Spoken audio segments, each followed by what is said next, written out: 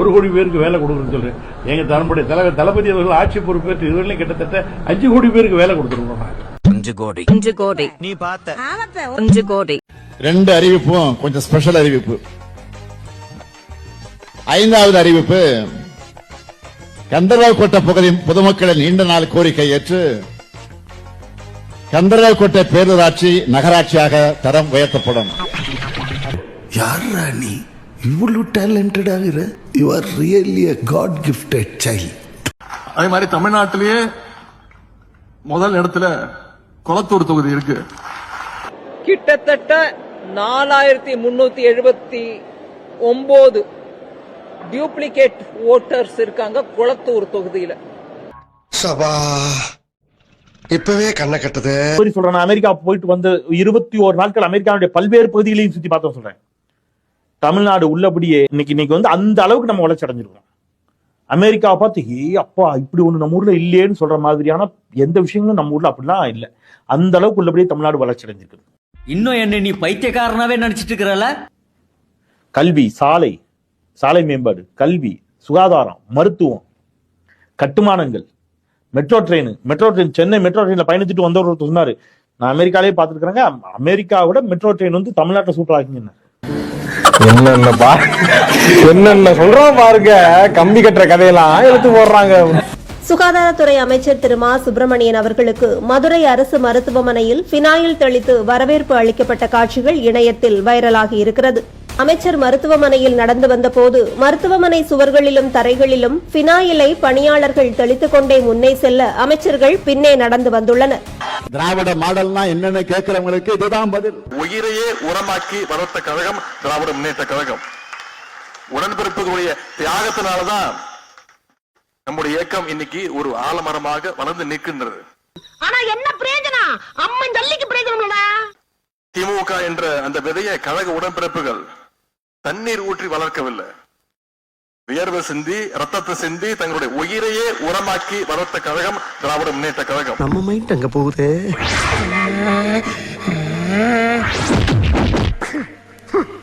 நீங்க அத்தனை பேரும் ஒரே ஒரு வேண்டுகோள், நீங்க அத்தனை பேரும் நம்முடைய இயக்கத்துடைய வரலாற்று நீங்க தெரிஞ்சுக்கணும்.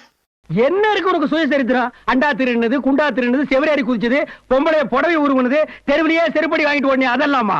நம்முடைய இயக்கத்தை யார் வீழ்த்த நினைத்தாலும் உங்க திட்டம் தமிழ்நாட்டில் இங்க பலிக்காது அப்படின்னு உணர்த்துகிற இடம் தான் இந்த வள்ளுவர் கோட்டம். ஏற்கனவே நான் பட்ட அவஸ்தை பத்தாதா மேற்கொண்டு நீ வேற கரண்ட் கம்பியில கொடுத்துட்டு போறாரா மாப்பிள்ள? பாரு, இது நான் உனக்காக செய்யல, எனக்காக செய்யறேன். கமெண்ட்ரே இன்னைக்கு திராவிட முன்னேற்ற கழகத்தை அழிக்கணும்னு புதுசா பல பேர் நினைக்கிறாங்க. புதுசா சில பேர் கிளம்பி வரிசையா வந்துகிட்டு இருக்கிறாங்க. ஊரே வரப்போதுரா போடுறதுக்கு எல்லாம் சாமாச்சுக்கிறீங்களா? பயப்படுறியா குமார்? திராவிட முன்னேற்ற கழகம் ஒரு சாதாரண அரசியல் கட்சியா அண்ணா திராவிட முன்னேற்ற கழகம் மாதிரி 10ஓட 11 இருந்திருந்தா அதை யாரும் அழிக்கணும்னு முயற்சி செய்ய மாட்டாங்க. நாம கொள்கை கூட்டங்கிறது தெரிஞ்சதுனால்தான் அவங்க நம்ம அழிக்கிறதுக்கு கிளம்பி வந்துகிட்டு இருக்காங்க. அந்த இயக்கத்தோட கொள்கை என்ன? கொள்கை இல்லாம நாங்க இருக்க போறோம். அதான் என்ன சொல்லு, நான் இங்கே உட்கார்ந்து வேணா கேட்டு போறேன். என்ன கொள்கை சொல்லு, கொள்கை என்ன சொல்லுப்பா. எவனாவது வேற ஆளு எங்க ஆளுல கல்யாணம் பண்ணானா அவன கொள்கை, அதுதான் எங்களோட ஒரே கொள்கை. எங்க குட்டு. அதனாலதான் பெரிய பெரிய புயல் அடிச்சாலும் யாராலும் நம்மள தொட்டு கூட பார்க்க முடியல. அவர் சொல்றாரு, என்னை தொட்டு பார். நீ தொட்டு பார்க்க என்ன ஃபிகராடா நீ? நீ ஃபிகர் அந்த விட நான் வந்து ஸ்ட்ரைட்டா தொட்டு பார்த்துருவேன். இந்த கொள்கைக்கு யாரெல்லாம் எதிரியோ அவங்க அத்தனை பேரும் திமுகவுக்கும் எதிரி என்பதை இந்த நேரத்தில் நான் தெரிவித்துக் கொள்கின்றேன். கொள்கை தான் திராவிட முன்னேற்ற கழகத்திற்கு அடித்தளம், பேஸ்மெண்டே அதுதான். அந்த அடித்தளம் பேஸ்மெண்ட் பலமா இருந்தா அதுக்கு மேல கட்டுற கோட்டை நிச்சயமாக பலமாக இருக்கும். நடக்கிற வழியில அப்படி குப்பையெல்லாம் போட்டு வச்சிருக்கியா? ஏண்டா சனியனே, இந்த கர்மத்தை ராத்திரி பூரா உட்கார்ந்து ஒட்டிக்கிட்டு இருந்தியாக்கா? இன்னைக்கு அரசியல சில பேர் பேஸ்மெண்டே இல்லாம உள்ள வர முயற்சிக்கிறாங்க.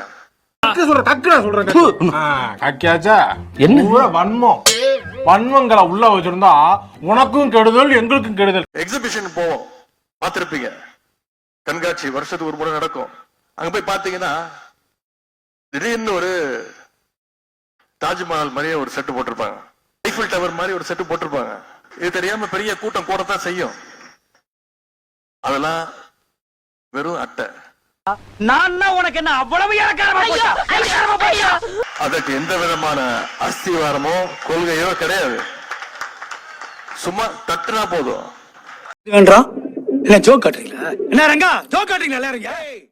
எமர்ஜென்சியை பார்த்த கழகம் திராவிட முன்னேற்ற கழகம், எமர்ஜென்சியை பார்த்த தலைவர் எங்களுடைய கழக தலைவர் அவர்கள், முதலமைச்சர் அவர்கள்.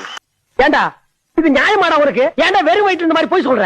வருகின்ற தேர்தலில் திராவிட முன்னேற்ற கழகத்துடைய வெற்றியை யாராலையும் தடுக்க முடியாதுங்கிற நிலைமையை நீங்க உருவாக்க வேண்டும். எங்கனோட சுத்திக்கிட்டே அலையாத, கருத்து போடுவோம் மரியாதையோட பேரு. ஆமா, இதையெல்லாம் எப்படியாவது தடுத்துடணும் தான் இன்னைக்கு எஸ்ஐஆர்ன்ற ஒரு திட்டத்தை ஒன்றிய அரசு கொண்டு வந்திருக்கு, தேர்தல் ஆணையம் கொண்டு வந்திருக்கு. Special intensive revision. Flashback. We have continuously opposed special intensive registration of this SIR. Deputy chief மினிஸ்டரா இருக்கக்கூடிய மாண்புமிகு முதலமைச்சருடைய மகன் பேசுறாரு. எஸ்ஐஆர்ன்றதை என்னன்னு அவருக்கு தெரியல, மன்னிச்சுக்காங்க நான் தப்பா சொல்றேன். அவர் என்ன சொன்னாரு? ஸ்பெஷல் இன்டென்சிவ் ரிவிஷன் சொல்லலைங்க, ஸ்பெஷல் இன்டென்சிவ் ரெஸ்ட்ரிக்ஷன் அப்படிங்கிறார். இது என்ன பிரமாதம்? இது விட பெசலைட் ஒண்ணு இருக்கு, கூவுடா. எஸ் என்றால் sabotage, ஐ என்றால் intolerable, தாங்க முடியாதது, ஆர் என்றால் renegation. இதுதான் எஸ்ஐஆர். 13 சோக்கரா இருந்தா எப்படி படிக்கிறது? இந்த எஸ்ஐஆர் திட்டத்தின் மூலம் சமீபத்தில் பீகார் மாநிலத்தில் கிட்டத்தட்ட 65 லட்சம் வாக்காளர்கள் நீக்கி இருக்கிறாங்க. அதே மாதிரி இங்கேயும் இருக்கக்கூடிய சிறுபான்மை மக்கள் அவங்களுடைய வாக்குகளை, ஒடுக்கப்பட்ட மக்களுடைய வாக்குகளை எல்லாம் எப்படியாவது நீக்கணும்னு முயற்சி செஞ்சுட்டு இருக்காங்க.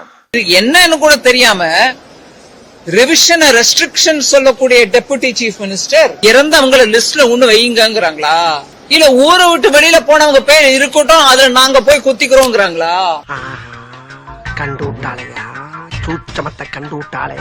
ஒட்டுமொத்த நாட்டுக்கும் கொடுக்கின்ற தத்துவமாக நம்முடைய திராவிட மாடல் தத்துவம் நம்முடைய அரசு இன்னைக்கு செயல்பட்டு இருக்கு. அதனால திராவிடன்ற பேரை கேட்டாலே பாசிச சக்திகள் இன்னைக்கு பதறிக்கிட்டு இருக்காங்க. பாக்குறத பொறி உண்ட மாதிரி பாப்ல ஆளு செம்ம காமெடி பண்ணுவாப்ல. இன்னைக்கு எல்லா மாநிலத்திலையும் அரசியல் களம் மாறிட்டு வருது. நாட்டில் இருக்கக்கூடிய அனைத்து முதலமைச்சர்களுக்கும் ஒரு எடுத்துக்காட்டு முதலமைச்சராக நம்முடைய தலைவர் அவர்கள் செயல்பட்டு கொண்டிருக்கிறார். அளவுக்கு விவரம் தெரிஞ்ச எங்கள்கிட்ட இவ்வளவு பொய் சொல்றிய? ஒண்ணும் தெரியாதவன்னா அவன் பக்கத்துல வந்து நின்றான்னா போட்டு. பீகார் மாநிலத்துடைய தலைவர் சகோதரர் தேஜஸ்வி யாதவ், முதலமைச்சர் வேட்பாளர், அவர்கிட்ட ஒரு பேட்டி எடுக்கிறாங்க. அகில இந்திய தொலைக்காட்சி நிறுவனம் பேட்டி எடுக்கும்போது கேட்கிறாங்க, இந்தியாவிலே சிறந்த முதலமைச்சரா நீங்க யாரை நினைக்கிறீங்கன்னு கேட்கும் போது அவர் ஒரு செகண்ட் கூட யோசிக்காம பதில் சொல்றார், தமிழ்நாட்டுடைய முதலமைச்சர் என்னுடைய சகோதரர் அப்படின்னு சொல்லி நம்முடைய தலைவர் பேரை சொல்றார். அவனை சொல்லி நிறுத்துங்களேன்டா. இப்படி அனைத்து தலைவர்களும் இந்தியாவே திரும்ப பார்க்கக்கூடிய ஒரு தலைவராக நம்முடைய தலைவர் அவர்கள் முதலமைச்சர் உருவாக்கி இருக்கிறார். Good job.